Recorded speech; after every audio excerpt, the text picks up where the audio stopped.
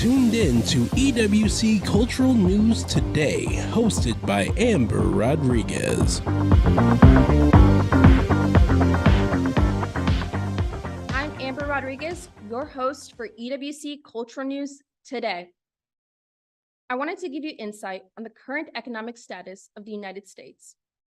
Some people are already struggling with the purchases of necessities from inflation, and now they're preparing for a recession that is speculated and highly debated among experts with warning signs. By definition from the Federal Reserve, inflation is the increase in the prices of goods and services over time. Inflation cannot be measured by an increase in the cost of one product or service, or even several products or services. Rather, inflation is a general increase in the overall price level of the goods and services in the economy. What we do know is inflation is affecting everyone. But the debate of whether or not we're in a recession is officially up to the National Bureau of Economic Research. NBER defines a recession as a significant decline in economic activity that is spread across the economy and lasts more than a few months.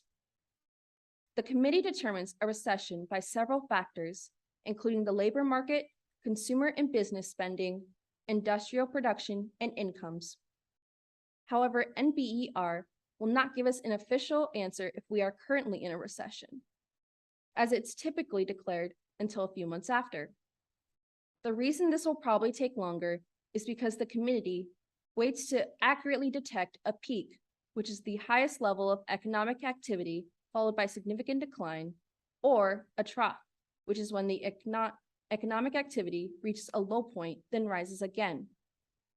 This debate of a recession really sparked when the Commerce Department reported on July 28th that gross domestic product fell for another quarter.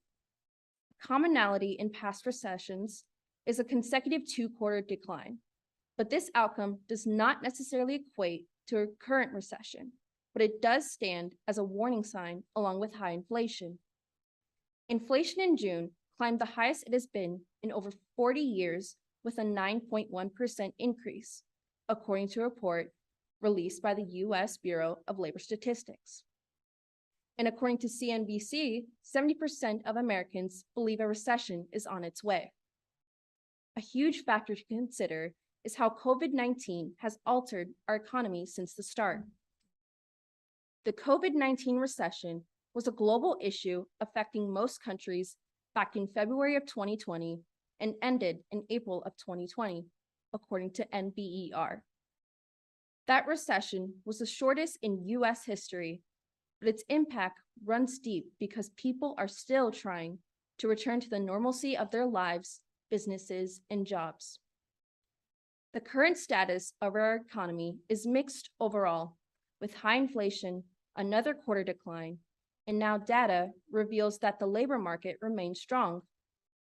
According to the infographic by the Bureau of Labor Statistics, unemployment rate was 3.5% in July, matching the exact level before the pandemic.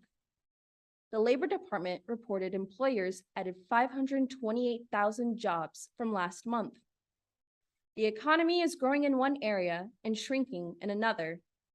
While the debate of a recession is not yet confirmed by NBER, there are indicators and warning signs similar to past recessions. Even if we don't get the answer now, it's clear that economic anxiety is a serious struggle for Americans right now. In the next segment, I will update you on the current status of this economy, budget tips, and prevention steps you can take to survive inflation and a possibility of a recession.